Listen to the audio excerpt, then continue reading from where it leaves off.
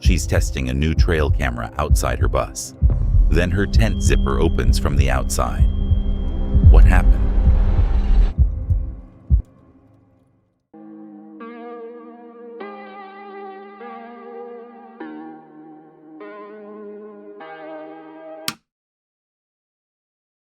Tonight's first video comes from Maximalist Minibus, solo van life in a converted school bus. The camera kept rolling. September 10th, 2025, Woodland Campground, United States. This morning I got up and my tent is open. And I mean, I know squirrels are always trying to get in there, but squirrels didn't do this. Squirrels can't operate a zipper. I haven't seen any here with opposable thumbs. And I always zip it shut from the top down to the bottom. But see, there's two zippers. And so it's open the other way. One zipper stays at the top after I zip it, and somebody unzipped it from the top down to the bottom. So right now it's like it's open like a flap, right? So it's open, it's zipped at the bottom.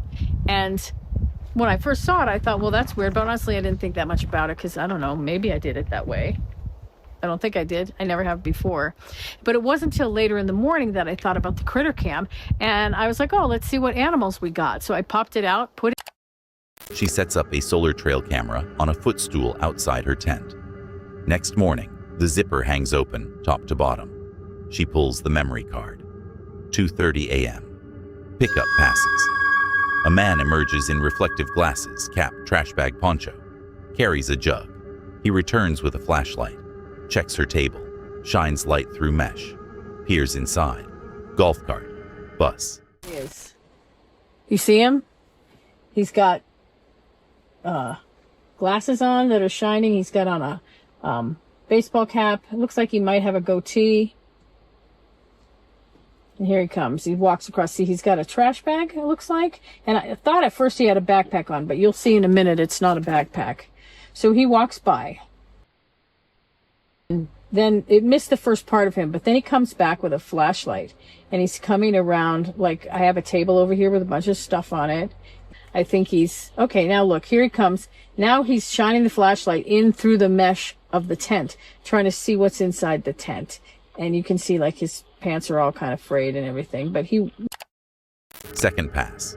Spots the camera, ignores it. Unzips the tent, steps inside. Rummages while she sleeps feet away. That's the whole thing. I don't think this is like a nightly occurrence. I have never seen any sign that anyone has done this before. But the fact is, when I'm in that bus, I don't see or hear anything. I put my curtains up, that's it, you know? But how weird is it that I set up my camera on the exact night that someone's going to come and rifle through my stuff? Ugh, it creeps me out. So I've been looking around trying to figure out what he took, but I can't really find anything. I mean, the most obvious thing would have been this tablet. I mean, I don't leave my laptop in here, so tablet would have been the next best thing. He didn't take it. Then again, it's kind of old school. Maybe he's an electronic snob. I don't know. My printer's here. This is a good printer. He didn't take that. Umbrella lights, solar umbrella lights. Those would probably be good if you were camping or something. Maybe, I don't know. He didn't take them. Ryobi charger would only be good if you had Ryobi tools. Elvis glasses. Yeah, all this stuff is still here. Oh, my hummingbird feeder is... Footage review. Electronics untouched. Alcohol, sanitizer, toilet paper, gone. He took survival items, left the valuables. She came to test a camera. She found someone who needed help more than she needed security. But honestly, that was way too close. If you're a woman camping or exploring solo, share your location with someone you trust before you head out. And trust your instincts if something feels off. Please stay safe out there. He picks a free parkup by the train tracks. Then a car pulls up and watches him. What happened? Tonight's second video comes from Crafty Van Life, realistic UK stealth camping in a work van. The camera kept rolling. August 9th, 2026, United Kingdom. I'm not particularly picky on a parkup. As long as it looks safe enough, I'll park there, sleep there, eat there, whatever. I don't mind. I think it's easier in a van like this because it just looks like a work van. Whereas if you're a motorhome, maybe you're a bit more like, oh, can I park here, can I park there? Do you want to know the secret to parkups? Nobody really gives a shit. The thing about park ups is you're more in your head about it than anyone else. Nobody's really thinking about it. It's the same thing with when you go to the gym and you think everyone's watching you. They ain't. I've parked here, there and everywhere. Never paid for a park up, as I said before. But most people ain't even thinking about it. This one's safe enough. It's off the main road. And the only thing is, you might deal with some trains in the night. So I've got some errands to run, I've got some other bits to do, but I might come back here later and test out. Crafty arrives at a free park-up next to train tracks. An unmarked work van makes stealth easier than most setups. Train noise, no shade. He plans to come back at night to properly test the spot. Some prime, and I'll see you in the morning and let you know how it got on.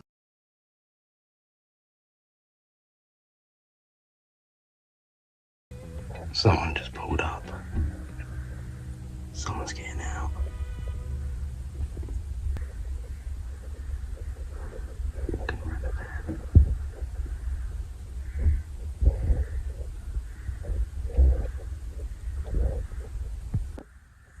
Alright, well the car ain't moved, so I'm just gonna... Footsteps start circling the vehicle, clearly checking for occupants. Crafty steps outside to make his presence known. Inside the car, a shirtless man, mid-stare down. After a tense few seconds, the man drives off. Sprite me and then f***ed off. So I got out of the van because I could hear like someone walking around it. And they pulled up. I could hear the car. I heard someone pull up, get out the car, and then start walking around the van. I think they were checking to see if there was anyone in the van. And then I stayed quiet, and then I could hear the car change in position or whatever. And then he parked opposite the van. I think he was actually just looking for somewhere to sleep. But I got out of the van because I could hear someone talking. I couldn't tell if he was talking to someone else that was there or whether he was on the phone. So I just got out because I thought, I'm not staying inside the van if there is something like, you know, where someone's trying to get in the van or something. I'd rather like get out now so then they can see there's someone there. I think it just turned out to be just one dude in his car. And I think he was trying to find somewhere to sleep. This one feels a bit off to me. Every video I've watched on van life is if it feels off, you gotta move. So I think I'm gonna move. They say trust your gut with your park ups, and I'm trusting my gut.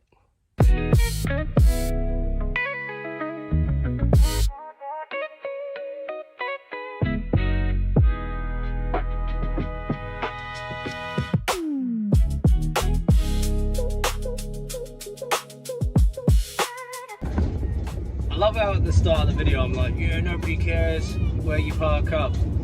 Apart from yourself, eh? Alright, I've just arrived at the backup park up. I'm gonna bunk down here tonight instead.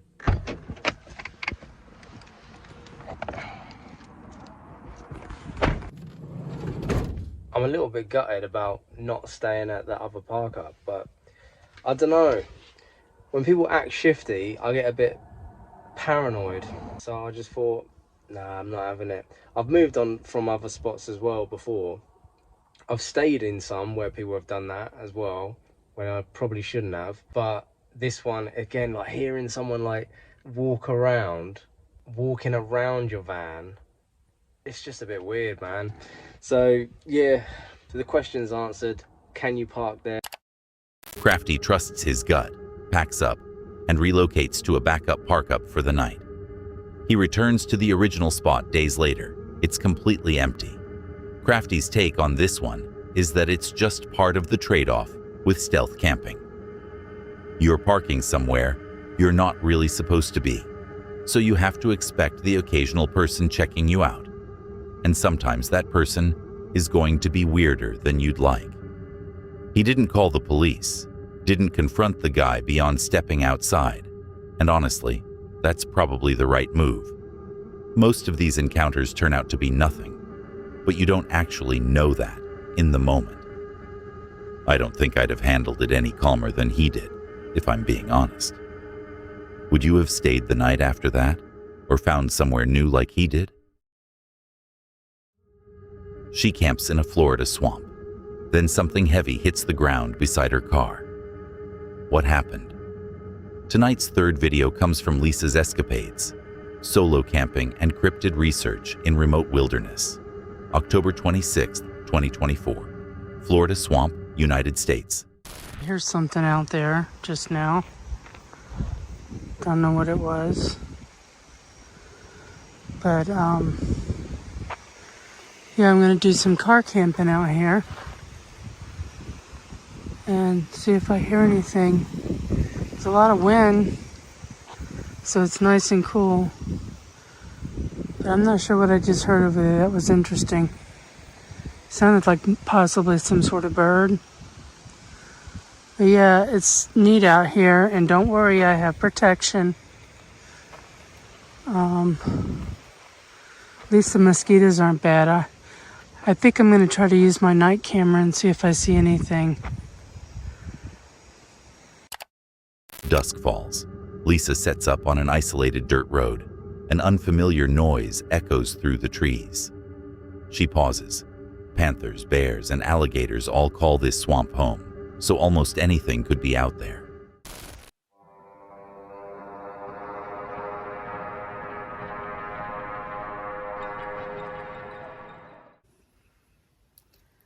So I'm laying here, just dozing off, and it sounds like something is outside my car. It sounds like something heavy, like... Stepping outside to use the bathroom, a piercing screech cuts through the pitch black right beside her. Probably a bird. Probably. Material they're usually found in, but you can find them sometimes, and I just heard a knock when I just turned this camera on.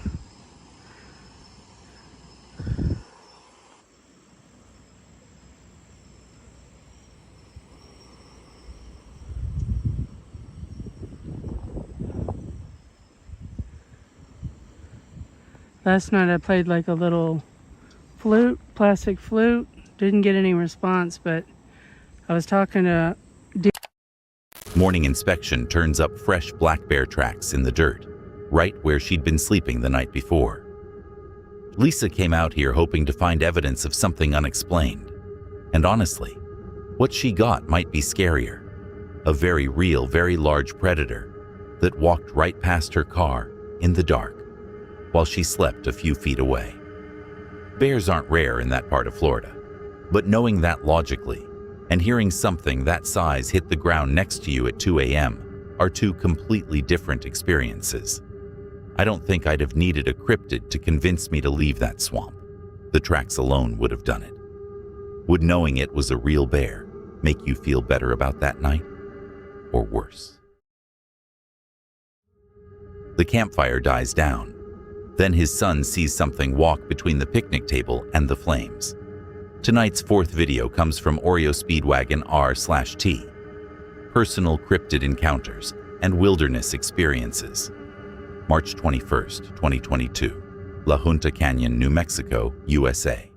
So there's a fire here, and then the kids' tent was over here, and mine and my ex-wife's tent was a little bit further away. And we had started a fire, and it was starting to die down. And we had been in bed probably 30 minutes. My oldest son just started yelling, Dad, wake up, there's something in the camp. So took me 45 minutes. It felt like trying to get out of a sleeping bag and out of unzipping 45 things. They all kind of got up and asked him what had happened. He said that he was just kind of laying there and wasn't asleep. Looked out towards to see if the fire had died down, and if the fire hadn't died down enough, he was going to get out of the tent and put it out. He stokes the fire back up. His wife keeps glancing down, then up, catching eye contact with a pair of glowing green eyes, 20 to 25 feet away, in an open area with no trees to explain them. Past where she was, and where the tree had fallen over, and there was a big stump, a big, a bunch of roots and whatever. I saw eye shine from down that way, and as soon as I made eye contact down there, whatever it was kind of leaned back up where it was hidden by that stump, and it looked like something sitting there. And every time I would look, I'd look away, and I'd wait a second, and then I would look back over there, and there's eye shine, and then you just slowly would go back up behind the. They watch closely. Every time eye contact is made, the eyes close and the head drops, breaking the stare. No trees in that direction. Not a bird. I see eye shine down there. And when I said that, she took my 2 youngest kids and said, nope, I'm getting in the van. We had a Ford conversion van at the time. Oh, blame her. You'd done the same thing. So I stood there with Jacob. I would see the eye shine here and the eye shine down there. And then we kind of moved around and did something a little bit and heard some rustling, some stepping, and then there was no more eye shine. At that point, I went and got my shotgun out of the tent because we were being watched by something. There's not even a doubt in my mind that there was something standing there watching us, and down here something was sitting beside the root ball and was leaning back to see us, and then what it felt like is it had picked a place to hide, like when we started getting up and it couldn't really run off, and it was up in my mind, doesn't mean it's so, but in my mind, right, it was a female sitting down there, and the one over here was a larger male. The mother gathers the younger children and retreats to the conversion van. The eldest son spots movement in the heavy reeds near the river and starts to investigate, but his father calls him back. The next day, I went down and actually saw butt prints. I saw indentions where something had been sitting down there. Oh. Yeah. Yeah. So I was like, yo, no, there was something here. So in 2019, when I asked Rachel to marry me, it's where we camped with the kids and all that. Well, I fell asleep, and when I sleep, I'm out. We woke up the next day, and she's like, well, actually, a few times in the night, she's like, Tommy, I hear something. Yeah. And it was the first time ever in my life with her, I'd said, and she did it so much, I was like, I love you. Yeah, it was bad. I was like, I'm a little bit annoyed by you right now. And it was really bad. This family's take, after reviewing everything the next day, was that they weren't dealing with anything supernatural, just something undiscovered, likely some kind of large, unclassified primate that happens to share the same woods people camp in. That's honestly the more unsettling explanation to me, not less. A ghost can't leave a footprint. Whatever was crouched behind that root ball, watching 2 kids and their parents for the better part of an hour, clearly could and did. If you were the dad in that tent, would you have grabbed the shotgun too, or packed everyone into the van the second the first pair of eyes showed up? He investigates a haunted woodland. Then something knocks on his car window while he sleeps. What happened? Tonight's 5th video comes from Cursed Urban, Paranormal Investigations and Urban Exploration, August 23, 2024, Woodland Nature Preserve, United Kingdom. What's going on, everyone, and welcome back to another Cursed Urban. Today, I am at a very mysterious forest. I say it's mysterious because there has been countless stories throughout the decades of strange activity that has gone on in this place, including some personal experiences from myself in my youth. There has been all sorts of stuff, literally name it, and it's been going on here, or has been rumored to go on here, or whatever you want to say. You like my mosquito bracelet? I'm not at a rave. This is just to keep the mosquitoes away. So no, this isn't investigating the haunted rave or anything. It's just, yeah. But yeah, no, it's crazy back here. There has been full-bodied apparitions spotted. There has been hellhounds spotted. There has been... Dan arrives at an isolated preserve, dense woodland with a history of paranormal activity, cryptid sightings, and local cult rumors. The trails are overgrown, but he adapts, running a spirit session near the perimeter before settling in to car camp for the night. Once again, it's getting deep.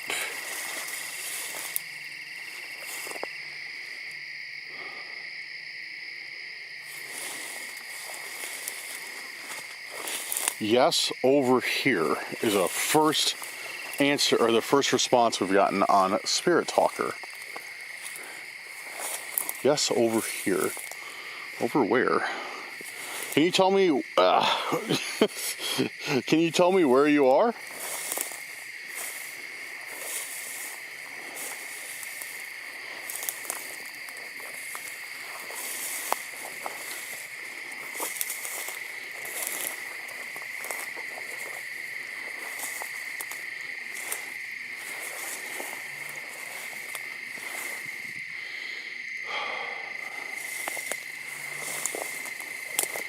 All right, man.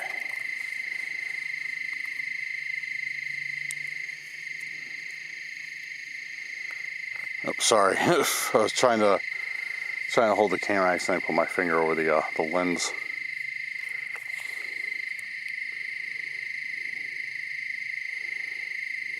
Can you tell me where you're at? He finds a large animal bone lying in the brush nearby moments later. The device outputs a single word: bone. Scanning the darkness near a gap in the tree line, he spots a tall figure standing upright on two legs. The moment his light hits it, it ducks into the brush and disappears.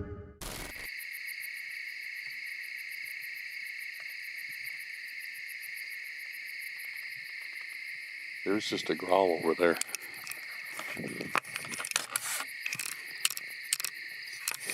I heard it. It's coming from the tree line. It was definitely a growl.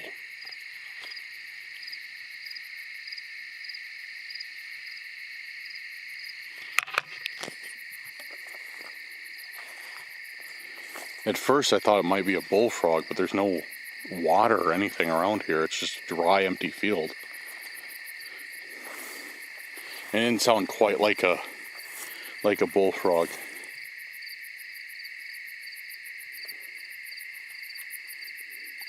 Hey, could you tell me if there's something out here with me, or if maybe I'm in danger? He attempts contact again. A guttural growl answers from the same section of the tree line. Heavy footsteps move through the nearby grass. Something is circling him. I heard what just sounded like a tap on the glass, but I was asleep. It just woke me up.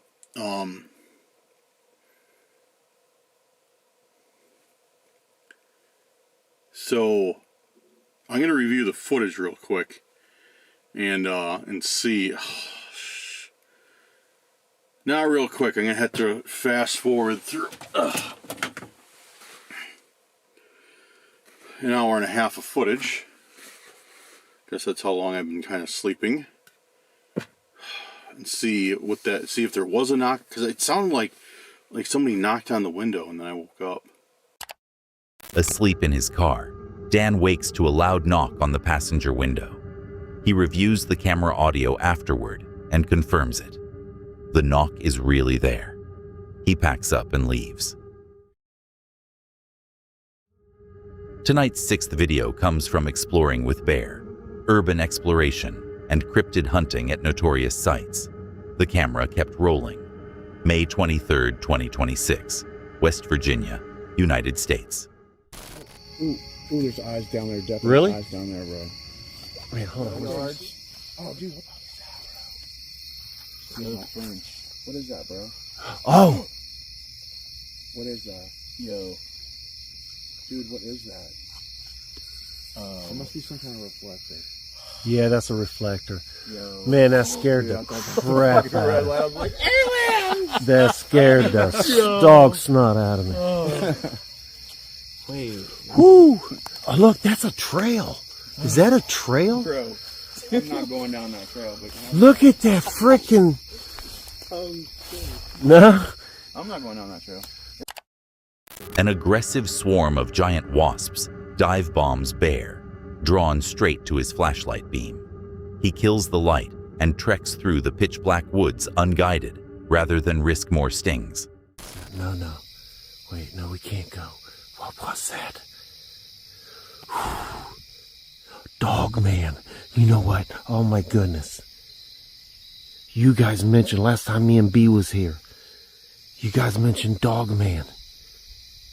That was like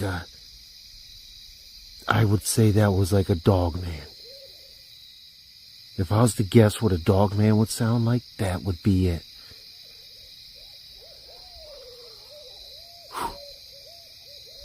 Okay. What are they carrying on about?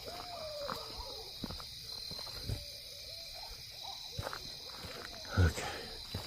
It's time to go.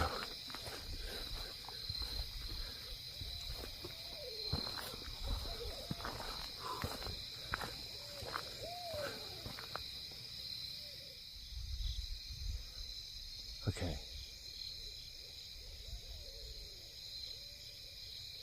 I want to stop a few minutes for you guys to see if we can pick that growl up again. Came from... Man, look, you can't even see that light no more. That's bad. Everything got quiet. Everything's super quiet. Oh my goodness.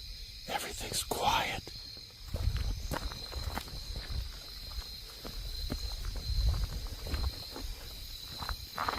Why is it so quiet?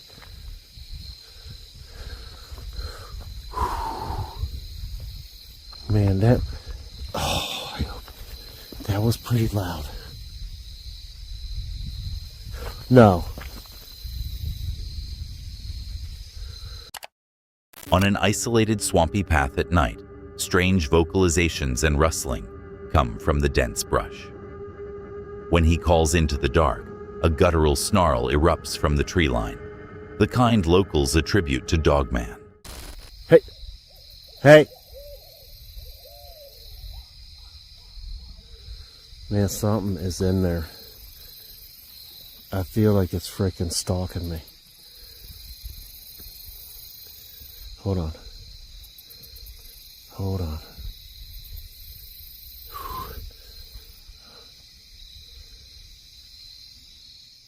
I'm starting to think there's more than one. Whatever it is. Because there's something farther back. But now there's something closer too. Unless it just moved that fast up to me.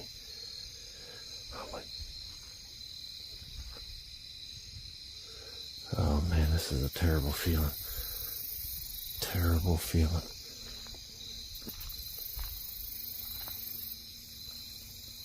Oh, there's one of them freaking wasps. He tries to put distance between himself and it. The forest goes silent, but something's still out there.